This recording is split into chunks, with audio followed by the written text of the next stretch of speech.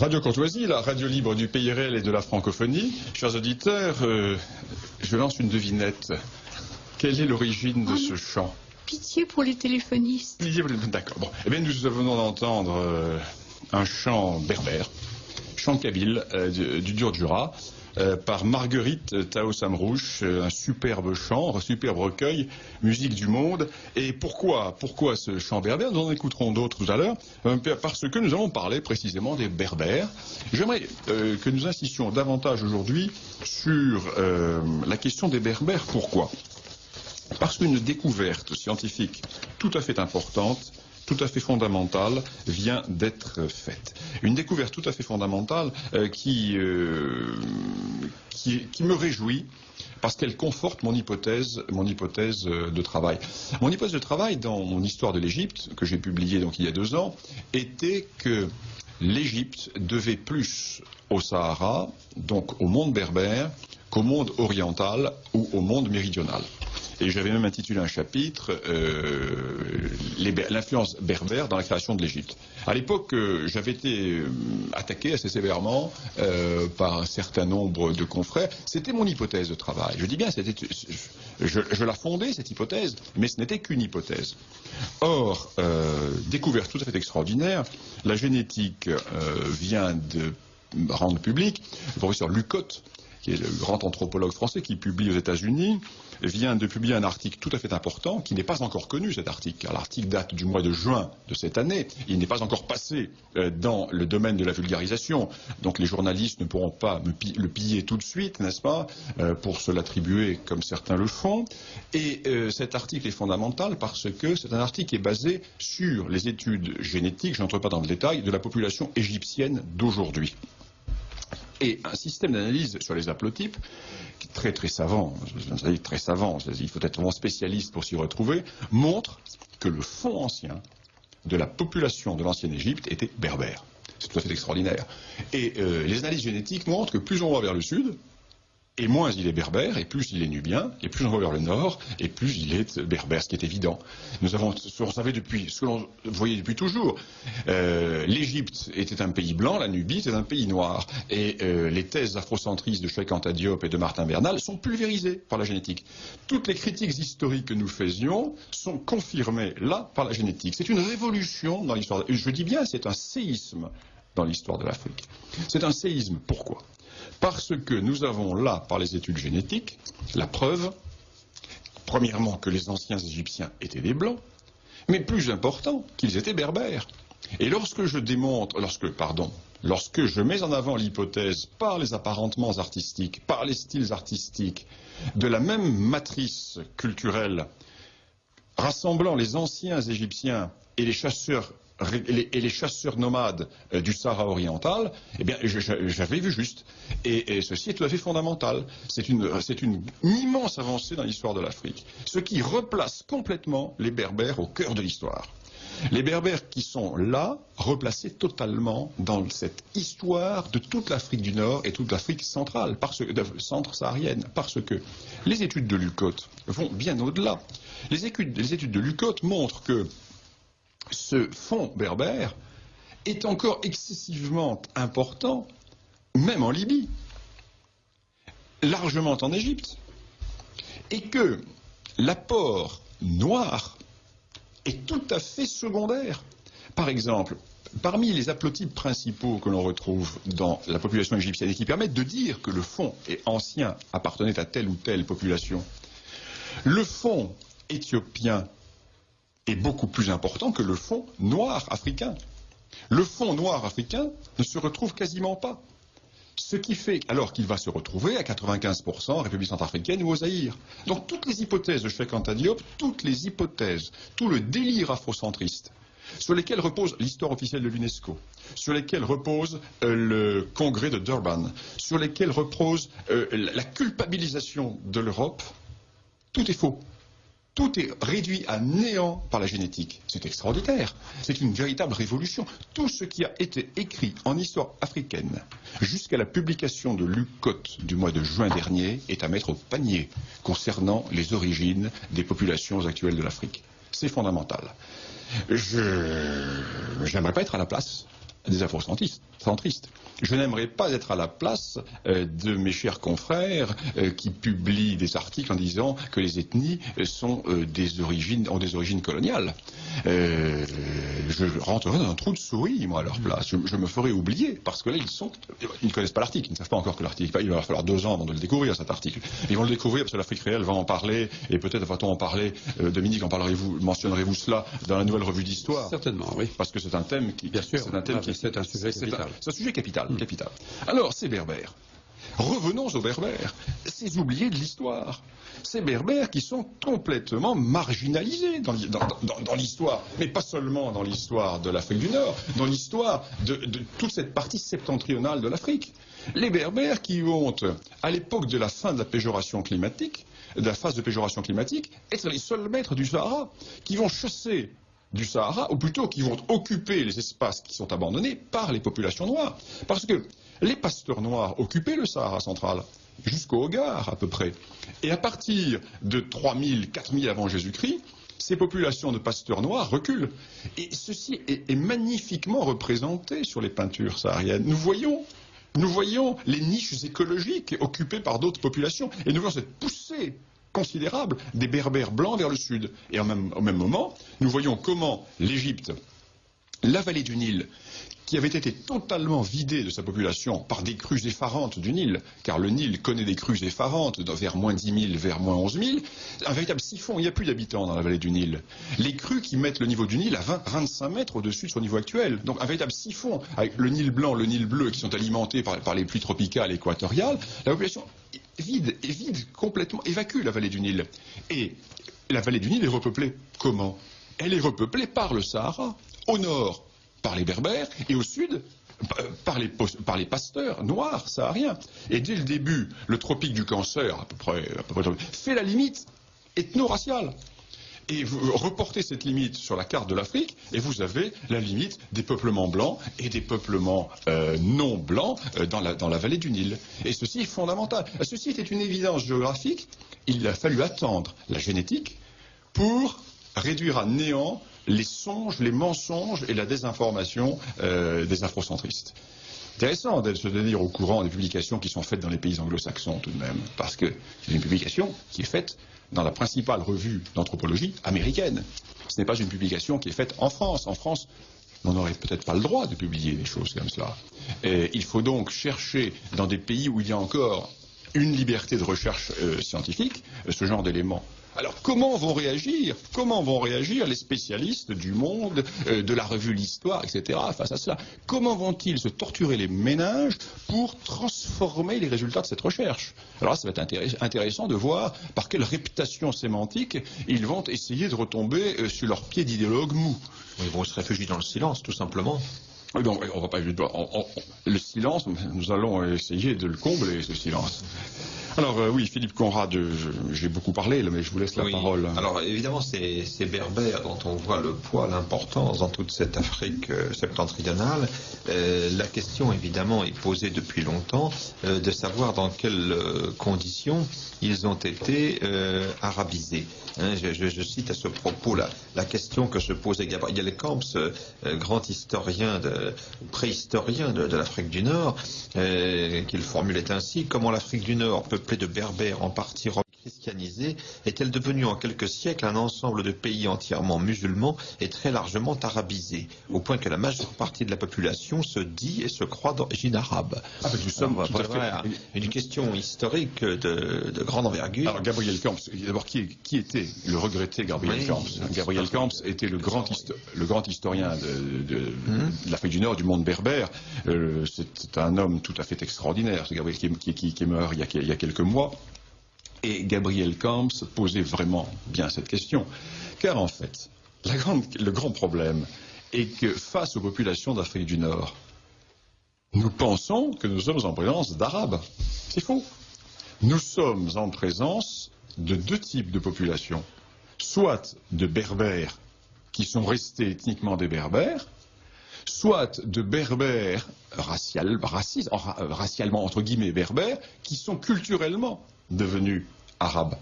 Mais il n'y a pas d'apport de population arabe, ou très peu. Nous verrons ensuite comment arrivent ces Arabes, très peu.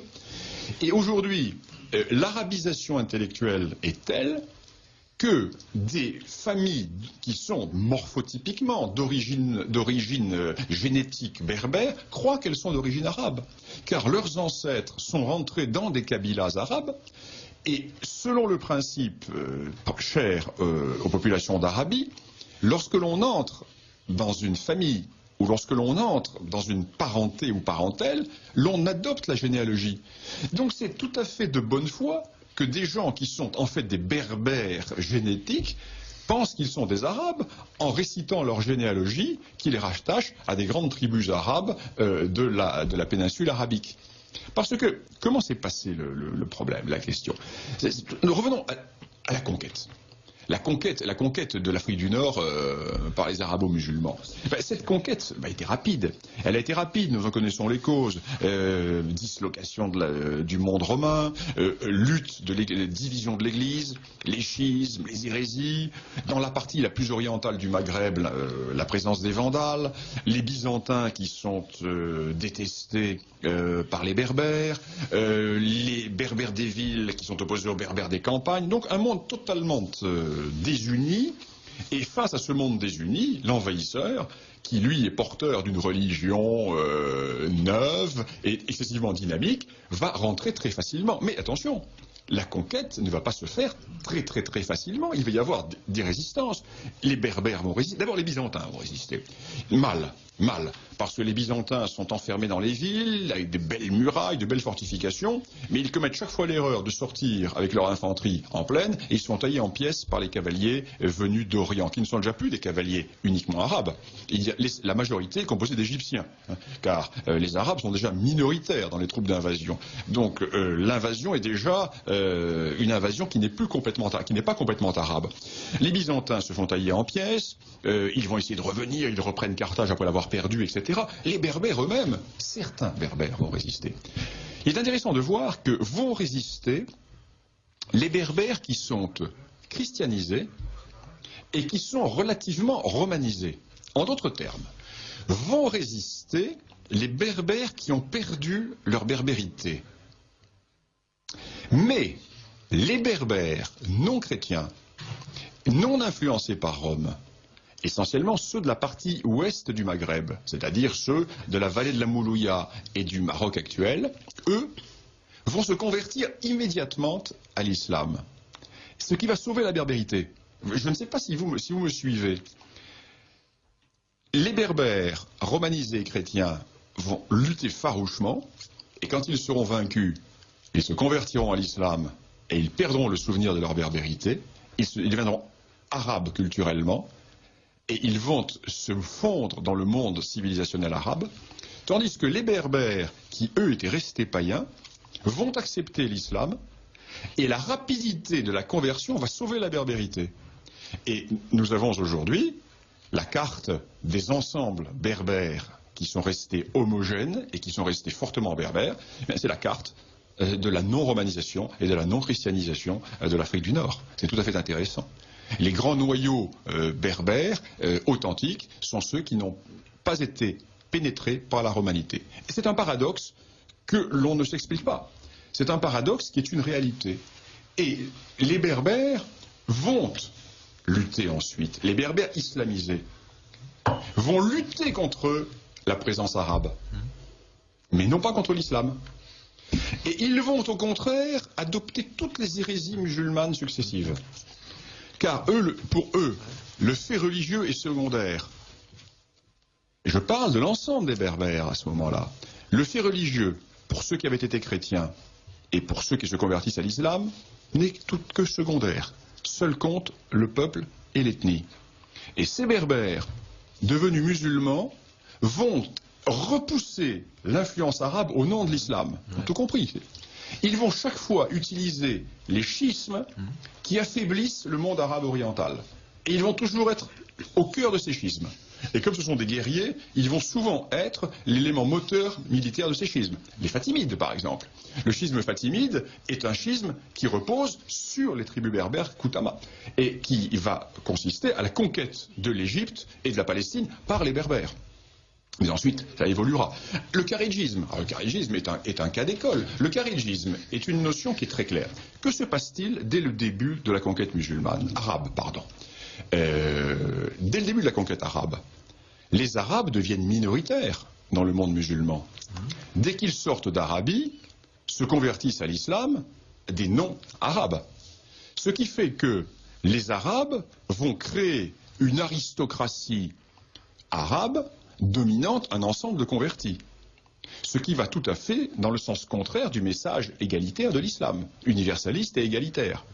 Une sorte d'aristocratie qui plus est de deux ou trois tribus d'Arabie. Les nouveaux convertis ne vont pas l'accepter, car pour eux, le commandement du monde musulman ne doit pas revenir à une aristocratie, à une filiation, doit revenir aux meilleurs parmi les musulmans. Et c'est pour échapper à la colonisation arabe que va être développée la doctrine kharidjite, doctrine qui dit que le commandement de la communauté n'est pas héréditaire et doit appartenir par égalité aux meilleurs des musulmans.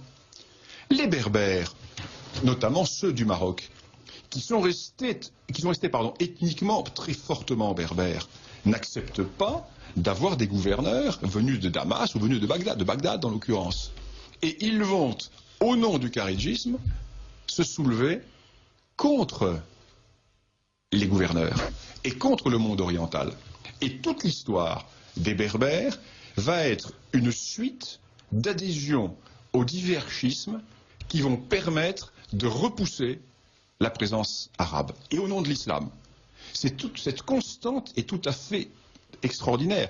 Le sentiment ethnique est tellement fort qu'ils vont faire inconsciemment le pari de faire du judo avec la religion dominante. Ils utilisent la religion dominante pour mieux écarter la colonisation arabe. Et ça va marcher. Ça va marcher jusqu'au XIIe, XIIIe siècle. Et l'évolution, tout va changer au XIIe, XIIIe siècle quand les Fatimides se retournent contre ceux qui les avaient mis au pouvoir, c'est-à-dire les royaumes berbères, les principautés berbères d'Afrique du Nord. Pourquoi? Parce que ces principautés berbères d'Afrique du Nord vont se tourner contre les Fatimides, car le pouvoir fatimide du Caire devient un pouvoir qui, à son tour, risque d'oppresser la berbérité. Et quand les Berbères ont ce sentiment, ils vont trahir les Fatimides pour se tourner vers Bagdad. Ce qui fait que les Fatimides, qui sont en lutte contre Bagdad, vont décider de punir les Berbères. Et comment vont-ils les punir? En faisant déferler sur le monde berbère 5 grandes tribus arabes, parmi les plus pillardes et les plus primitives, Beni Solahim, Beni Hilal, Beni Mahil, avec toute leur confédération, et ces tribus vont être envoyées vers l'ouest, terre de conquête. Allez-y. Et c'est à ce moment-là que tout ce qui est arbre fruitier, plantation en Libye, est éliminé. Jusqu'à cette époque, la Libye avait conservé ses vergers, avait conservé. C'est à ce moment-là que la Tunisie devient un désert, la Tunisie qui était un verger. Ces tribus vont transférer en Afrique du Nord l'économie pastorale basée sur le chameau, sur la chèvre et le mouton, qui était celle des zones les plus déshéritées de l'Arabie. Et ces tribus arrivent. Les Berbères vont les combattre. Les Almohades, les Berbères Almohades, qui sont les Berbères de la montagne et qui ont créé l'empire Almohade, et les autres vont les combattre. Ils vont les repousser, ils vont les écraser militairement. Dans la région de Sétif, les combats ont lieu dans la région de Sétif. Ces Arabes sont écrasés. Que va-t-il se passer? Mais nous sommes dans les phases de la Reconquista espagnole. L'islam est menacé en terre d'Espagne. Les entités berbères nord-africaines vont voler au secours de leurs frères qui sont en Espagne, qui sont essentiellement des Berbères aussi. N'oublions pas que la conquête de l'Espagne n'a pas été faite par des Arabes, mais par des Berbères. Le corps de débarquement était berbère. Il y avait très peu d'Arabes en Espagne. L'Espagne n'a pas été arabisée, elle a été islamisée par des Berbères. Il y a eu très peu, 5% de la population était arabe à peu près. Elle a été arabisée sur le plan linguistique. Ah non, mais elle a été à 100% arabisée sur le plan linguistique, 100%. Mais elle n'a pas été arabisée par des Arabes génétiques, il n'y en avait pas, très peu. Et ces Berbères qui ont besoin de combattants contre la Reconquista chrétienne, vont installer ces unités, ces tribus, qui vont prendre possession de zones entières, notamment la vallée de la Moulouya, les grandes vallées, une partie de l'anti-Atlas et des hauts plateaux. Et le phénomène va avoir des résultats considérables. Pourquoi ? Car une partie des tribus nomades berbères, qui avaient le même mode de vie que ces tribus arabes, vont s'agréger à ces tribus berbères, à ces tribus arabes, pardon. Et l'on voit à ce moment-là, effectivement, des Arabes attirés à eux des Berbères qui vont se fondre dans ces généalogies arabes, dans ces tribus arabes, et l'on va voir des zones entières dans lesquelles les Arabes vont devenir dominants, et dans lesquelles le monde berbère va être complètement éliminé. On va également voir, bien entendu, une grande destruction du monde agricole berbère, et un repli d'une partie des Berbères vers les montagnes, parce que ces tribus vont avoir un rôle dévastateur quand l'État marocain, ou quand les divers États de l'Afrique du Nord vont entrer en décadence, ces nomades vont prendre le dessus sur les populations sédentaires. Alors, toute la question est de savoir quel était le rapport démographique. Combien étaient les Berbères et combien étaient ces Beni Solahim, Beni Hilal, etc. L'on pense que ces envahisseurs arabes n'étaient pas très nombreux, ils devaient être entre 150 et 300 000. Alors 150 et 300 000, si les Berbères sont 10 millions, ça ne compte pas. Si les Berbères sont 3 millions, c'est déjà plus important. Alors ce que l'on peut dire, c'est qu'aujourd'hui, par les études de la génétique, qui ont été faites toujours par l'UCOT, l'on sait que le fond berbère est quand même excessivement dominant dans toute l'Afrique du Nord, dans tout le Maghreb. Toute l'Afrique du Nord et surtout dans le Maghreb, avec des taux qui sont les mêmes en Algérie et au Maroc. Avec deux noyaux, bien entendu, particulièrement forts au Maroc, le Rif et l'Atlas. Et le Maroc et l'Algérie ont à peu près le même pourcentage de base par les haplotypes d'origine de vieux fonds de population berbère. Alors c'est tout à fait intéressant parce que c'est l'histoire de toute cette région qui est à réécrire. Et il ne faut pas confondre l'islamisation et l'arabisation parce que, bien sûr, ces Berbères vont être obligés de s'arabiser, ne serait-ce que pour le culte. Le Coran, en théorie, ne peut pas être traduit. La langue du culte est l'arabe. Mais ces Berbères ne vont utiliser qu'un minimum l'arabe et vont rester profondément berbères. Et voilà pourquoi nous avons ces grands noyaux de zones berbères. Et le grand hiatus aujourd'hui est que l'essentiel des habitants du Maghreb d'origine berbère, et une grande partie d'entre eux pensent être d'origine arabe, ce qui est inexact. Ce sont des Arabes culturels, ce sont des Arabes religieux, par l'introduction de l'islam dont le vecteur était l'arabe, mais ce sont génétiquement des Berbères. Et ceci est tout à fait important, et ceci ouvre des hypothèses, des directions de recherche tout à fait intéressantes. Quand on voit le rôle qu'ils ont eu dans les grands empires, lorsqu'on voit le rôle qu'ils ont eu dans l'Égypte, etc. Voilà ce que l'on peut dire sur la question des Berbères. Y a-t-il des questions là, sur ce sujet, Victoria ? Votre revue n'existe pas à Sciences Po, nous dit cet auditeur. Elle dérange probablement. Je vous dis, il n'y a que 2 universités françaises abonnées, alors il ne risque pas de la trouver à Sciences Po. Il y a 2 universités, une de sciences et une de droit. Bravo, Monsieur Lugan, pour votre livre God Bless Africa. Comment a-t-il été reçu par le public français? Pas mal, puisque le premier tirage est épuisé. La deuxième édition sort la semaine prochaine, avec les coquilles en moins, parce qu'il y a eu pas mal de coquilles dans la première édition, et avec une actualisation. Donc le premier tirage, je crois qu'il devait être de 7500, est épuisé. Donc aucune publicité. Aucune publicité à part, bien sûr, sur Radio Courtoisie et dans les quelques journaux amis. Aucun article de presse. C'est la première fois que je fais un livre pour lequel il n'y a aucun article de presse. Rien. Une question, quelle différence y a-t-il? Non, mais nous. Non, mais j'ai dit les revues, bien sûr, les revues, évidemment, la Nouvelle Revue d'Histoire qui en a fait, quand je parle des revues amies, Nouvelle Revue d'Histoire, il y a un certain nombre de revues amies, je ne peux pas toutes les citer, mais rien dans le Figaro, rien dans toutes ces revues, non, rien. Vous voyez, le bouche à oreille a fonctionné. Quelle différence y a-t-il entre berbère et kabyle? Même chose. Même population. Le nom kabyle est le nom des berbères donnés en Algérie, et berbère, kabyle, même nom. Et alors les anciens Grecs, lorsqu'ils parlaient des berbères, parlaient des Libyens. Pour eux, c'était les Libyens. Toutes les populations blanches qui vivaient au sud de la Méditerranée étaient les Libyens. Bien, pas d'autres questions là-dessus. Alors je renvoie donc, puisque nous arrivons là à la fin de l'émission, je renvoie donc à l'Afrique réelle. L'on peut se procurer le numéro spécial 10e anniversaire.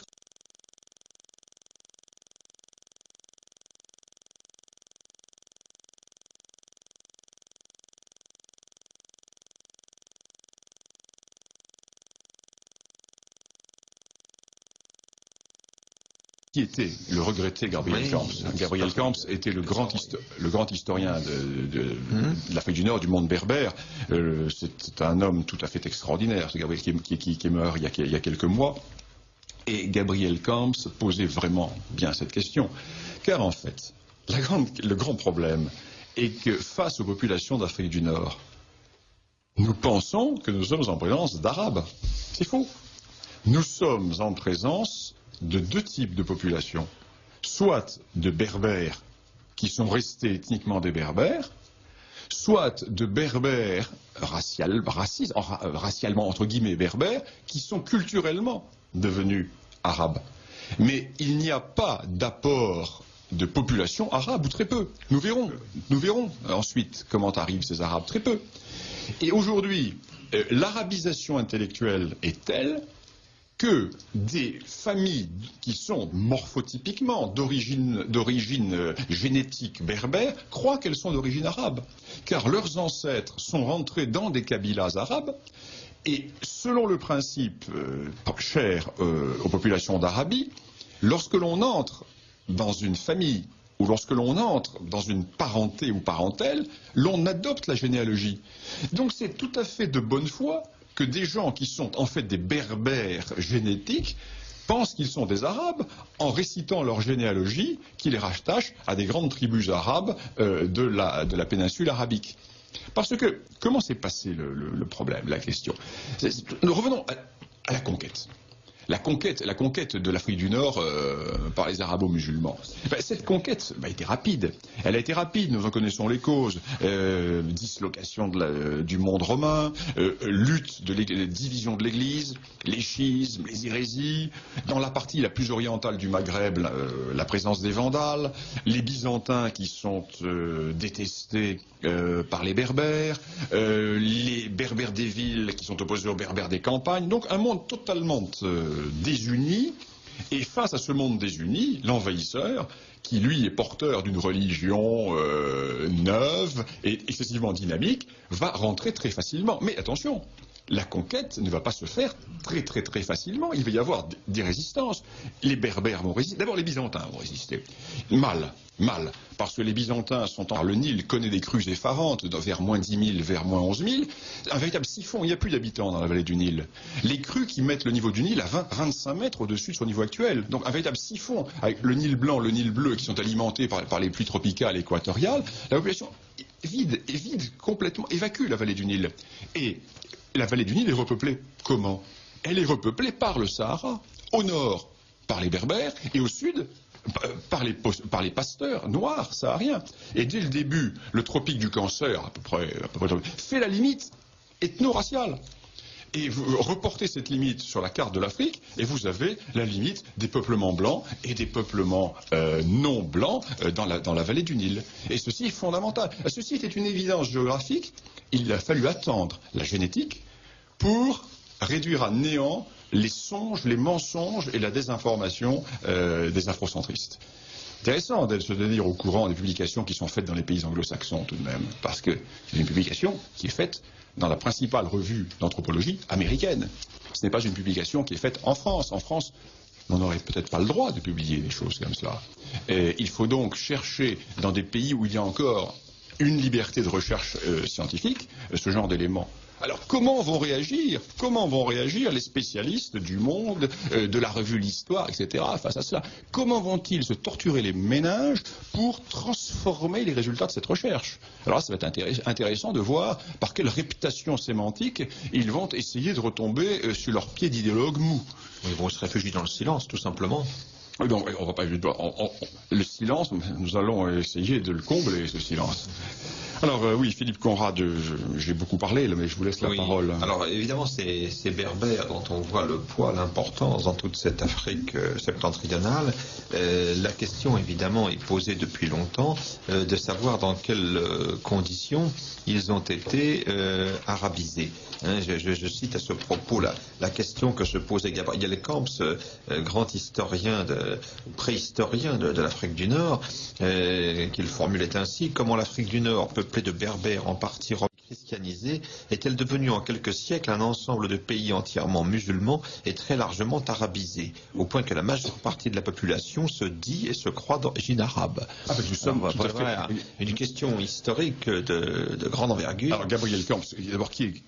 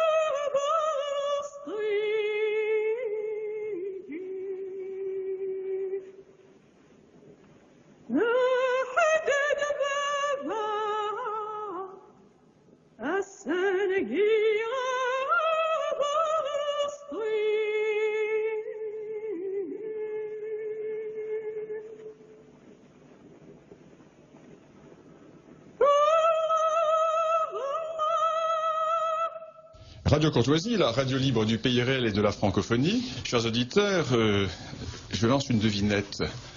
Quelle est l'origine de ce chant? Pitié pour les téléphonistes. D'accord. Bon. Eh bien, nous venons d'entendre un chant berbère, chant kabyle du Dur-Jura, par Marguerite Tao Samrouche, un superbe chant, un superbe recueil, musique du monde. Et pourquoi ce chant berbère? Nous en écouterons d'autres tout à l'heure, parce que nous allons parler précisément des Berbères. J'aimerais que nous insistions davantage aujourd'hui sur la question des Berbères. Pourquoi? Parce qu'une découverte scientifique tout à fait importante, tout à fait fondamentale, vient d'être faite. Une découverte tout à fait fondamentale qui me réjouit parce qu'elle conforte mon hypothèse de travail. Mon hypothèse de travail dans mon histoire de l'Égypte, que j'ai publiée donc il y a 2 ans, était que l'Égypte devait plus au Sahara, donc au monde berbère, qu'au monde oriental ou au monde méridional. Et j'avais même intitulé un chapitre l'influence berbère dans la création de l'Égypte. À l'époque, j'avais été attaqué assez sévèrement par un certain nombre de confrères. C'était mon hypothèse de travail. Je dis bien, je la fondais, cette hypothèse, mais ce n'était qu'une hypothèse. Les types principaux que l'on retrouve dans la population égyptienne et qui permettent de dire que le fond est ancien, appartenait à telle ou telle population. Le fond éthiopien est beaucoup plus important que le fond noir africain. Le fond noir africain ne se retrouve quasiment pas. Ce qui fait alors qu'il va se retrouver à 95% en République centrafricaine ou au Zaïre. Donc toutes les hypothèses de Cheikh Anta Diop, toutes les hypothèses, tout le délire afrocentriste, sur lesquels repose l'histoire officielle de l'UNESCO, sur lesquels repose le congrès de Durban, sur lesquels repose la culpabilisation de l'Europe, tout est faux. Tout est réduit à néant par la génétique. C'est extraordinaire. C'est une véritable révolution. Tout ce qui a été écrit en histoire africaine jusqu'à la publication de Lucotte du mois de juin dernier est à mettre au panier concernant les origines des populations actuelles de l'Afrique. C'est fondamental. Je n'aimerais pas être à la place des afrocentristes. Je n'aimerais pas être à la place de mes chers confrères qui publient des articles en disant que les ethnies ont des origines coloniales. Je rentrerai dans un trou de souris, moi, à leur place. Je me ferai oublier, parce que là, ils ne connaissent pas l'article, ils ne savent pas encore que l'article, il va leur falloir 2 ans avant de le découvrir, cet article. Ils vont le découvrir parce que l'Afrique réelle va en parler, et peut-être va-t-on en parler, Dominique, mentionnerez-vous cela dans la nouvelle revue d'histoire? Certainement, oui. Parce que c'est un thème qui... Bien sûr, c'est un sujet capital. C'est un sujet capital. Alors, ces Berbères. Revenons aux Berbères. Ces oubliés de l'histoire. Ces Berbères qui sont complètement marginalisés dans l'histoire. Mais pas seulement dans l'histoire de l'Afrique du Nord, dans l'histoire de toute cette partie septentrionale de l'Afrique.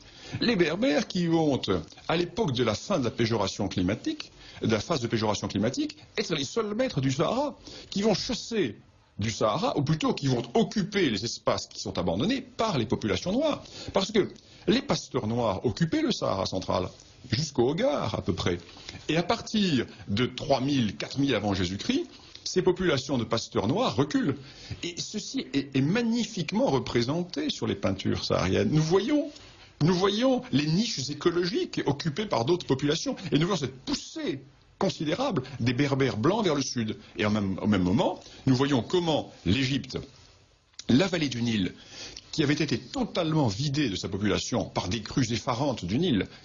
Or, découverte tout à fait extraordinaire, la génétique vient de rendre public, le professeur Lucotte, qui est le grand anthropologue français qui publie aux États-Unis, vient de publier un article tout à fait important, qui n'est pas encore connu, cet article, car l'article date du mois de juin de cette année, il n'est pas encore passé dans le domaine de la vulgarisation, donc les journalistes ne pourront pas le piller tout de suite, n'est-ce pas, pour se l'attribuer comme certains le font, et cet article est fondamental parce que c'est un article qui est basé sur les études génétiques, je n'entre pas dans le détail, de la population égyptienne d'aujourd'hui. Et un système d'analyse sur les haplotypes, qui est très savant, il faut être vraiment spécialiste pour s'y retrouver, montre que le fond ancien de la population de l'ancienne Égypte était berbère. C'est tout à fait extraordinaire. Et les analyses génétiques montrent que plus on va vers le sud, et moins il est berbère, et plus il est nubien, et plus on va vers le nord, et plus il est berbère, ce qui est évident. On savait depuis, ce que l'on voyait depuis toujours, l'Égypte était un pays blanc, la Nubie était un pays noir, et les thèses afrocentristes de Cheikh Anta Diop et de Martin Bernal sont pulvérisées par la génétique. Toutes les critiques historiques que nous faisions sont confirmées là par la génétique. C'est une révolution dans l'histoire, je dis bien c'est un séisme dans l'histoire de l'Afrique. C'est un séisme, pourquoi ? Parce que nous avons là, par les études génétiques, la preuve, premièrement, que les anciens Égyptiens étaient des Blancs, mais plus important, qu'ils étaient berbères. Et lorsque je mets en avant l'hypothèse, par les apparentements artistiques, par les styles artistiques, de la même matrice culturelle, rassemblant les anciens Égyptiens et les chasseurs nomades du Sahara oriental, eh bien, j'avais vu juste. Et ceci est tout à fait fondamental. C'est une immense avancée dans l'histoire de l'Afrique. Ce qui replace complètement les Berbères au cœur de l'histoire. Les Berbères qui sont là, replacés totalement dans cette histoire de toute l'Afrique du Nord et toute l'Afrique centrale, centre-saharienne, parce que les études de Lucotte vont bien au-delà. Les études de Lucotte montrent que ce fond berbère est encore excessivement important, même en Libye, largement en Égypte, et que l'apport noir est tout à fait secondaire. Par exemple, parmi les